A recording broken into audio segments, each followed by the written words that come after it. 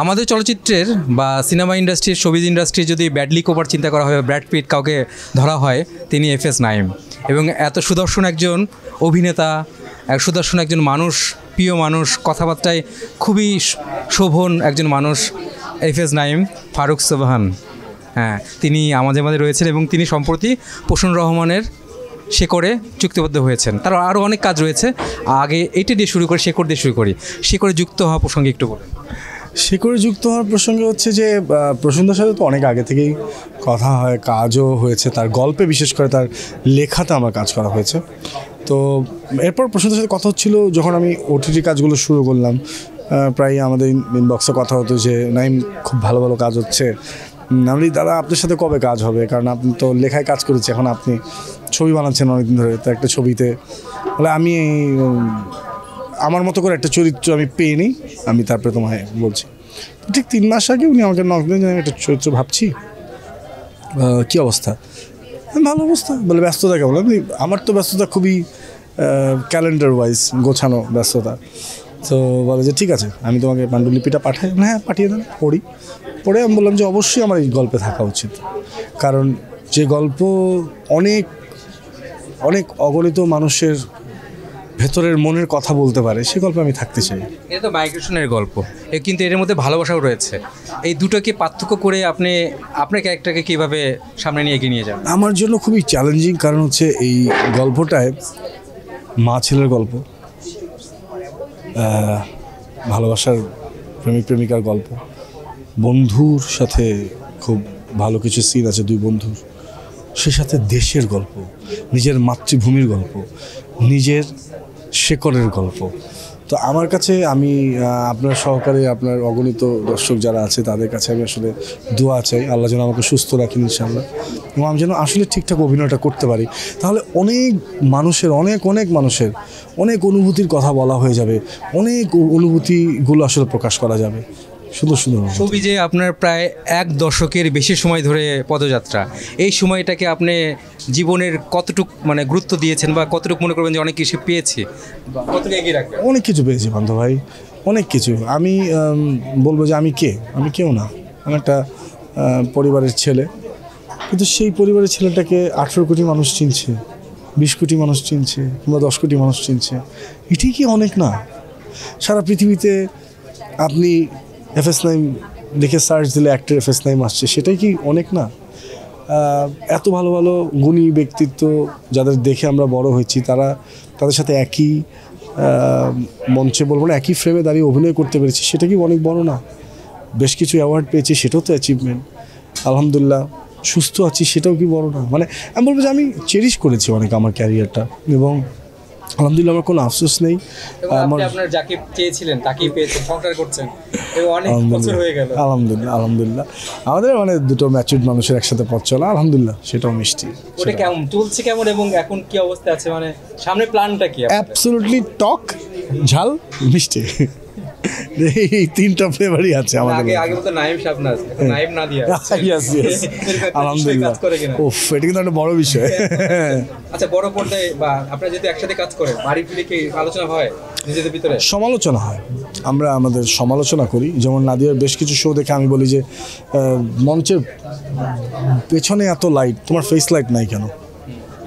তারপর আবার নাদিয়া বলে যে তুমি এত পরিশ্রম করেছো এখানে, মানে পোস্টারে অন্যজনের মেইন ছবি কেন, তোমার ছবি মেইন রাখেনি কেন? সো আমরা আমাদের নিজেদের স্বার্থে, নিজেদের গ্রোথ হিসাবে, কিংবা অ্যাক্টিংটা এমন হতে পারতো, পারফরমেন্সটা এমন হতে পারে, এমন জিনিসগুলো আমরা ভাবি। আপনি মিশন হান্ডাউনে কাজ করেছেন, বিদ্যাসনা মিম ছিল, এবং কাজ করেছেন, এবং সেখানে আপনি নিজেকে প্রদর্শন করেছেন সুন্দরভাবে। তারপরে এই কাজটা করেন, এই সিনেমায় কাজ করা বা ওটিটিতে কাজ করা, আপনি এখন কতটা চ্যালেঞ্জের? আমার কাছে বলছি যে একজন অ্যাক্টর হিসেবে আমাকে তো আসলে আমার অ্যাক্টিংয়ের রেঞ্জটা বাড়াতে হবে, এবং সেটা না বুঝে ম্যাচিউরড হয়ে। যেমন সত্যিই বলি, এটা প্র্যাকটিক্যালি আপনারা দেখবেন যে এজ অফ 40-র আগে একজন অ্যাক্টরের আসলে অনেক লাইফের ফেজ সে টাচ করতে পারে না। সো সে আসলে ম্যাচিউরড হয় তখন গিয়ে সে যে অভিনয়গুলো করার চেষ্টা করে, সেগুলো তো অনেক বেশি আসলে রিয়ালিটির কাছাকাছি। 40 হয়েছে অবশ্যই, লুকানোর কিছু নাই ভাই, কাম অন। কিন্তু এখন এরকম স্টাইলিশ তরুণ, এরকম মানে তীক্ষ্ণ চোখ, সব কিছু মিলে এরকম ঘায়ল করে একটা বিষয় কার এখনো কাজ করে? Discipline I mean of course discipline. আমি যতই উন্মাদ কিংবা মজার কিংবা ডিফারেন্ট টাইপের চরিত্র অভিনয় করি না কেন, আলহামদুলিল্লাহ I really do live a very discipline life. সেটা না, আপনার মাঝে মাঝে মনে হয় আপনি হলিউডে কেন জন্মগ্রহণ করলেন না? কারণ আপনার স্টাইল, আপনার পোশাক আশাক সব কিছু মিলে আপনি ফেসবুকে বা সামাজিক মাধ্যমে অন্যভাবে দেখা যায়। আপনি কখনো এরকম ভেবেছেন না? আপনি মনে করছেন না ঠিক পর্যায়ে রয়েছে? আমার তো মনে হয় যে হলিউডকে বাংলাদেশ জানিয়ে দিয়েছে যে তোমাদের মতো আমাদেরও FS নাইম আছে। সো উল্টা বাংলাদেশের অ্যাসেট আছে। সো আমরা জাস্ট খালি প্রজেকশনটা পেতে দেরি। প্রজেকশন পেলে আমি শুধু FS নাইম না, আমাদের যত অভিনয় শিল্পী আছে, যত সিনিয়র ভাইরা আছে কিংবা জুনিয়ররা আছে, প্রত্যেকেই অনেক গুড লুকিং। জাস্ট খালি স্কোপটা, অপরচুনিটিটা তৈরি হোক, যেভাবে অনেক দেশের তৈরি হয়েছে, অনেক শিল্পীরা হলিউডে কাজ করছে, আমাদের অপরচুনিটি তৈরি হোক, আমরাও ফাটিয়ে ফেলবো ইনশাল্লাহ। ওটিটিতে অনেকগুলো কাজ করেছে, সামনে কোনো কাজ আসবে? এই ফরচুনেটলি আজকেই নতুন একটা ওয়েব সিরিজের ঘোষণা এলো, কালপুরুষ, সালজার রহমানের। আমি এটার জন্য গত 1 বছরের একটি সাধনা আমার। ভুল হতে পারে, ক্ষমা করে দিবেন। আবার দুর্দান্ত অভিনয় লাগতে পারে, সেজন্য আবার বাহবাও দিবেন, কারণ আমার এটা সাধনার ফসল। সো আমি বলবো সবাই দেখবেন, যেটা মনে হবে সেটাই বলবেন। বাট এটি সত্যি কথা, অনেক কষ্ট করেছি আমি, অনেক কষ্ট করেছি। আমাকে অনেক কষ্ট, কি হতে পারেননি মনে হয়? অনেক কষ্ট করে কী হতে পারে না, আমি যেটা হতে চেয়েছি সেটার জন্য কষ্ট করেছি। আমি কখনো কনফিউজ থেকে কষ্ট করিনি, never ever in my life, no. আমি ওই মানুষগুলোর মধ্যেই না। আমি যেটা চেয়েছি কিংবা যেটা মনে হচ্ছে আমার লিমিটেশনের ভিতরে ঠিক আছে, সেটার জন্য আমি পরিশ্রম করেছি। এই সময় আপনার সবথেকে পারফেক্ট অভিনেতা কাকে মনে হয়? এই সময়ে সবচেয়ে পারফেক্ট অভিনেতা তো আসলে আমাদের দেশে শাকিব ভাই। কেন? কারণ উনি সময়ের সাথে নিজেকে কীভাবে অ্যাডাপ্ট করতে হয় সেটা উনি শিখেছেন সবাইকে। প্লাস আমরা সবাই স্বপ্ন দেখি সুপারস্টার হওয়ার, স্টার হওয়ার, মেগাস্টার হওয়ার, কিন্তু মেগাস্টার হওয়ার পরে কীভাবে সেটা থাকতে হবে সেটা কিন্তু শাকিব ভাই শিখিয়েছে, সবাইকে দেখিয়েছে। এবং নতুনভাবে নিজেকে উপস্থাপন করার জন্য যে প্রয়াস, চেষ্টা কিংবা নতুন করে সব কিছু, সেটা উনি দেখিয়েছেন। অবশ্যই অপূর্ব ভাইয়া। Nishu is very good actor. But যেহেতু আমি ছোটোবেলা থেকে অপূর্ব ভাইয়াকে দেখে বড় হয়েছি এবং তাকে খুব কাছ থেকে আমি দেখেছি, তার একটা বিশালতা আছে। সে অনেক কিছু অভিনয় করে না, কিন্তু সে অ্যাক্টিংয়ের ক্ষেত্রে সে রোম্যান্টিক জনারের মার্ভেলাস অ্যাক্টর। সারা জীবন শুটিং সেটে থাকেন, আর যখন ঘরে ফেরেন, কোনটাকে আপনার মনে হয় যে জান্নাতের জায়গা? আমার কাছে দুইটাই জান্নাতের জায়গা ভাইয়া। আমি ওই মানুষগুলোর মতো না যে আমি কাজ পাওয়ার জন্য খুব কষ্ট করে এবং কাজে যাওয়ার পর অস্থির হয়ে যায় কখন বাসায় যাবে কিংবা অন্য জায়গায় আড্ডা দিতে যাবে। আমি শুটিং সেটে গিয়েছি, আলহামদুলিল্লাহ আজ পর্যন্ত যত শুটিং সেটই হোক না কেন, সবাই বলবে যে FS নাইম সেটে আছে মানে প্রাণ আছে, FS নাইম সেটে নাই তো প্রাণ নাই। সামনে কি অ্যাকশন ফিল করবেন কিনা, এবং সেই জন্য বডি বা অন্য কিছু করার? অ্যাকশনের জন্য আসলে আমি কোনো কিছু শিখিনি এখন পর্যন্ত। অ্যাকশন করার জন্য আসলে একটু প্রিপারেশনের দরকার আছে, একটু শেখার দরকার আছে।